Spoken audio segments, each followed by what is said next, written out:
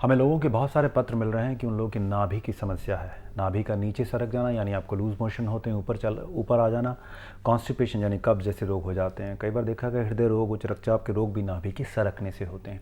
तो क्या योग करें जिसके द्वारा हमारी नाभि सरके भी नहीं और आजीवन हम स्वस्थ रहें, और अगर सरक गई तो अपने पॉइंट पर आ जाए। तो आज हम आपको बताने जा रहे हैं 3 आसन। पहला आसन जिसको हम कहते हैं उत्तान पाद आसन, उसके बाद दूसरा हृदय आसन, और तीसरा हम आपको बताएंगे भुजंग आसन। तो आइए सबसे पहले करते हैं उत्तान पादासन। उत्तान पादासन करने के लिए हम क्या करते हैं, पीठ के बल लेट जाते हैं। हमारे दोनों हाथ हमारी थाइस के बगल में होते हैं और अपने पैर को हम 30 डिग्री पर उठाते हैं। देखिए, अपने पैरों को 30 डिग्री पे उठाया हमने और मन ही मन काउंट किया 10 तक, और उसके बाद जब हम अपने पैरों को नीचे लाते हैं तो झटके से नहीं लाएंगे। ये उत्तान पादासन कहलाता है। उत्तान पादासन को हमें कम से कम 5 से लेकर 10 बार इसका अभ्यास करना चाहिए। उसके बाद दूसरा आसन है जिसको हम कहते हैं योग में हृदय आसन, यानी इसमें हमारे हृदय भी सबल बन जाता है। नाभि तो हमारी स्वतः अपने स्थान पर रहती ही है, लेकिन हमारा हृदय भी सबल बन जाता है। इसमें हम क्या करते हैं, लंबा गहरा श्वास लेते हैं और श्वास भरते हुए अपने दोनों हाथों को उठाते हैं और पैरों को उठाते हैं। आइए करते हैं हृदय आसन। देखिए, लंबा गहरा श्वास लिया, हमारे दोनों हाथ हमारे थाइस पर होंगे, और उसके बाद अपने हाथों को उठाते हैं और अपने दोनों पैरों के बिकटों को देखते हैं लगातार।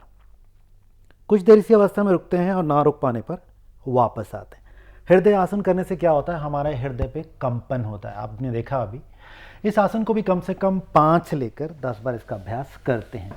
उसके बाद हम करने जा रहे हैं भुजंग आसन। भुजंग यानी इसमें हमारे शरीर की जो आकृति होती है, सर फन उठाए भुजंग जैसी हो जाती है, इसलिए हमारे ऋषियों ने इसका नाम रखा है भुजंग आसन। देखिए, भुजंग आसन में हमारे पैर परस्पर आपस में मिले होंगे, हमारे दोनों पंजे बाहर की ओर खिंचे होंगे, हमारे दोनों हाथ हमारे कंधे के पास होंगे, और हम लंबा गहरा सांस भरेंगे और धीरे धीरे पीछे की ओर उठेंगे। ध्यान रखेंगे जो हमारा शरीर जो होगा वो हमारे जो सेंटर ऑफ ग्रेविटी होगी हमारे पैरों पर होगी, थाइस पर होगी, पंजों पर होगी, और नाभि तक के भाग को हम उठाएंगे। आइए करते हैं भुजंग आसन। देखिए, लंबा गहरा सांस भरा, और देखिए हमारे को पूरे अपने हाथ नहीं खोलने, हमारी एल्बोज थोड़ी सी बेंड होंगी। जब हम पीछे की ओर मुड़ेंगे, अपनी गर्दन को ज़्यादा से ज़्यादा यथासंभव पीछे की ओर मोड़ने का प्रयास करेंगे और कुछ देर इसी प्रकार से रुकेंगे, और उसके बाद श्वास को छोड़ते हुए धीरे धीरे वापस आएंगे। ये भुजंग आसन का वेरिएशन एडवांस लोगों के लिए, जो लोग पहली बार इसका अभ्यास कर रहे हैं तो वो श्वास को नहीं रोकेंगे। आइए एक बार और देख लें इसको।